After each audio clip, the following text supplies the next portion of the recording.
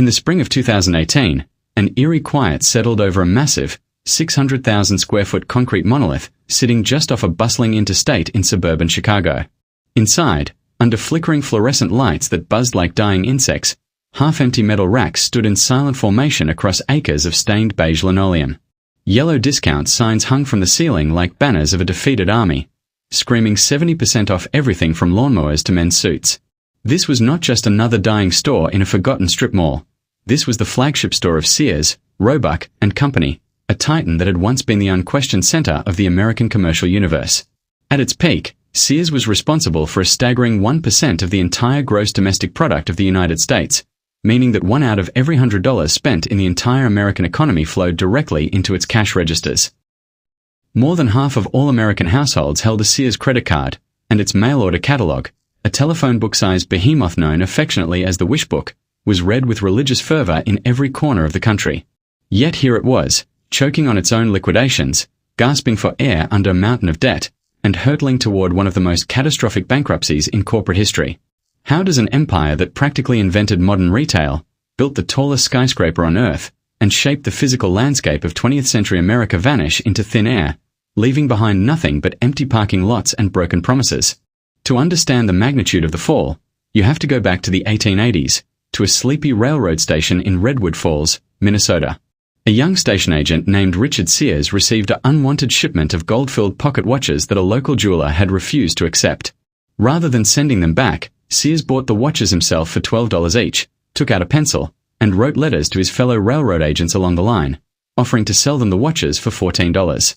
Within a few weeks, he had turned a $50 investment into a small fortune, tapping into a fundamental truth about 19th century America that the big city merchants had completely ignored. Back then, nearly 70% of the American population lived in rural isolated communities, at the absolute mercy of local general stores that charged exorbitant prices for low-quality goods. Richard Sears realized that the newly constructed transcontinental railroad network, combined with the United States Postal Service, could bypass those local monopolies entirely. He moved to Chicago, partnered with a meticulous watch repairman named Alva Roebuck, and launched a direct-to-consumer mail-order business that would change the world forever. If Richard Sears was the visionary hype man who wrote intoxicating product copy, his successor Julius Rosenwald was the organizational genius who built the machinery to scale it. Rosenwald recognized that selling thousands of products by mail required a level of logistical precision that simply did not exist anywhere on the planet. In 1906, Sears opened a massive 40-acre mail-order plant on Chicago's west side that was widely considered an industrial wonder of the world. It featured a system of pneumatic tubes, conveyor belts, and electric train tracks that allowed workers to fill orders in under 3 hours, a feat so astonishingly efficient that Henry Ford actually visited the facility to study its operations before designing the assembly line for the Model T. The famous Sears catalog expanded from watches to clothing, farm equipment, bicycles, stoves, and even prefabricated kit houses that arrived in pieces on a train car, complete with 30,000 parts and an instruction manual. The catalog became more than a commercial tool. It was a cultural touchstone that taught generations of rural Americans how to dream, giving isolated families access to the exact same consumer goods enjoyed by wealthy socialites in New York and San Francisco. By the 1920s, another seismic shift was taking place across the American landscape, and once again, Sears saw the future before anyone else did. A brilliant executive and former Army general named Robert E. would notice that the rapid adoption of the automobile was changing how and where Americans lived. People were no longer tethered to city streetcar lines. They were moving out to the suburbs, buying cars, and looking for convenient places to park and shop. While traditional department stores stubbornly stayed in dense downtown urban cores, General would begin opening massive Sears retail stores along major thoroughfares outside city centers, surrounding them with vast, free parking lots. The move was an instant goldmine. Sears transformed itself from a catalog company into a brick-and-mortar juggernaut, creating legendary in-house brands like Craftsman Tools, Die Hard Batteries, and Kenmore Appliances, products so trusted for their bulletproof durability that they became permanent fixtures in nearly every garage and kitchen in post-war Middle America. For decades, Sears was virtually invincible, expanding its footprint into financial services by founding Allstate Insurance, launching the Discover credit card, and buying major brokerage firms like Dean Witter. It was a vertically integrated empire that managed every link of the supply chain, from manufacturing and insurance to real estate and consumer financing. In 1973, Sears capped its rise by constructing the Sears Tower in downtown Chicago, a monumental, 110-story steel titan that towered over the skyline as the tallest building on planet Earth, a physical symbol of unchecked corporate dominance. But right at the moment when the empire seemed most unshakable, a quiet rot was beginning to set in beneath the surface. Success had bred a deep, insidious complacency inside the corporate executive suites on the upper floors of that glass and steel tower, where leaders began to believe that the Sears brand was so powerful that consumers would continue to shop there no matter what. The first major crack in the foundation appeared in the 1980s and 90s, as a new breed of agile, hyper-focused competitors began chipping away at Sears' core businesses from every side. Off-price big-box retailers like Walmart and Target stripped away price-conscious shoppers with relentlessly low prices and sophisticated, computerized supply chain tracking that made Sears operations look ancient by comparison.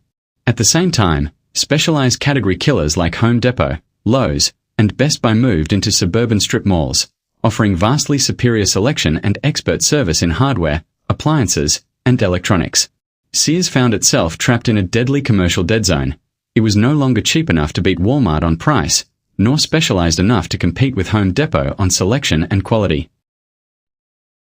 Instead of doubling down on its retail strengths, executive leadership became distracted by their glittering array of financial engineering projects, viewing retail as a secondary cash cow to fund financial acquisitions.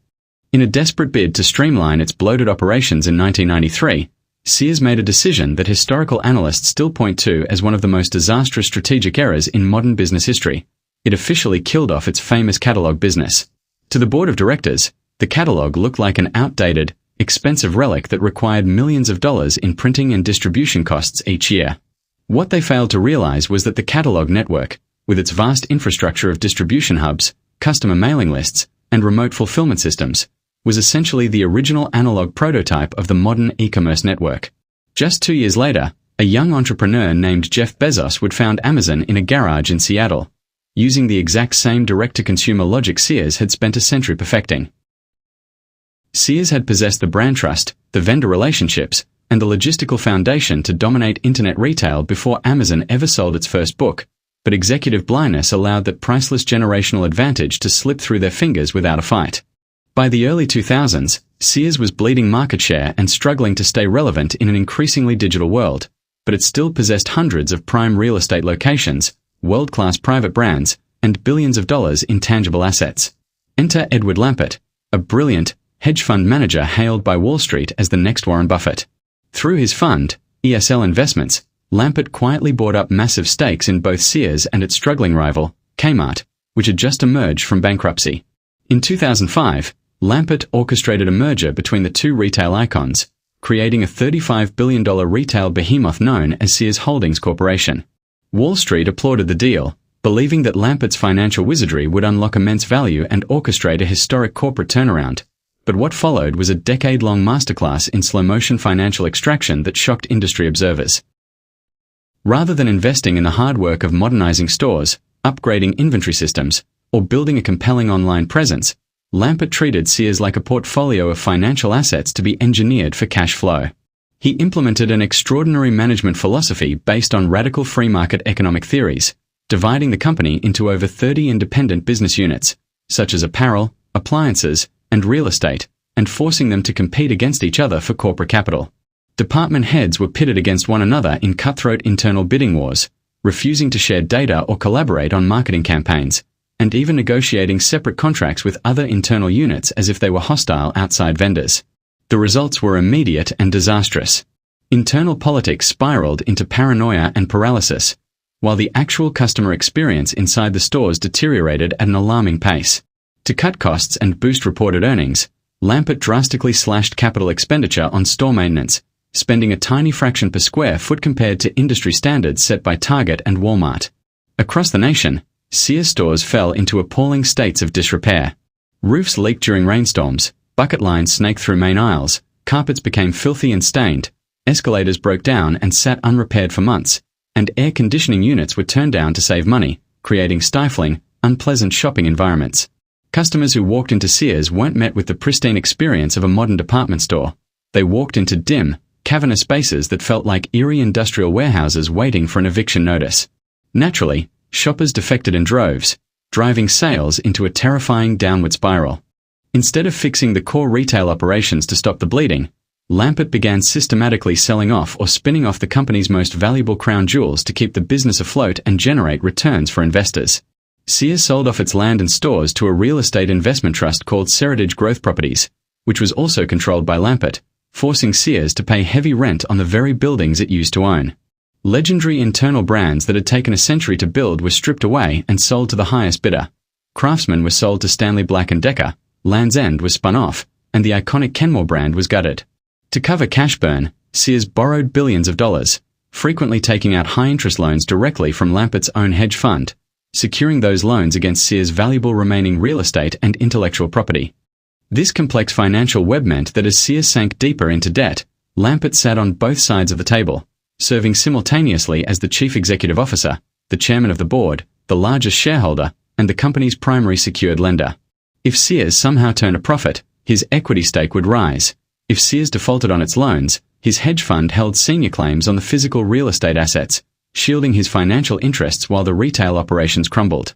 Employees who had spent 30 or 40 years working on the retail sales floor watched in horror and heartbreak as their pensions were threatened, their health benefits were squeezed, and tens of thousands of their colleagues were laid off in endless waves of store closures designed to save cash for the next debt repayment.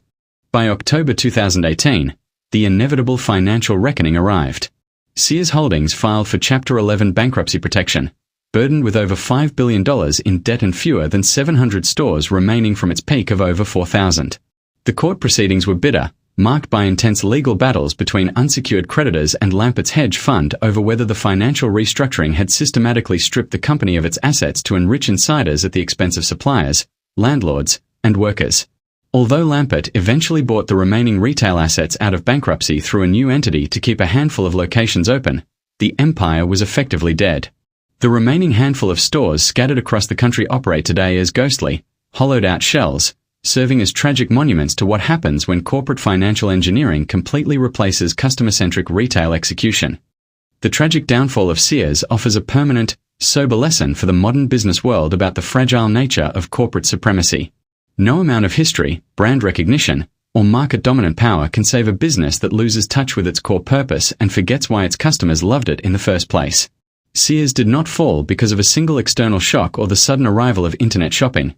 It died from a decades-long sequence of self-inflicted wounds, complacency, strategic short-sightedness, a failure to invest in its own infrastructure, and a financialized leadership model that prioritized short-term balance sheet engineering over long-term value creation. The company that built the infrastructure of modern American consumerism, created the blueprint for national supply chains, and served as the economic heartbeat of Middle America was ultimately dismantled piece by piece from within, proving that in the ruthless evolutionary theater of global commerce, adaptiveness is the only true insurance policy against total extinction.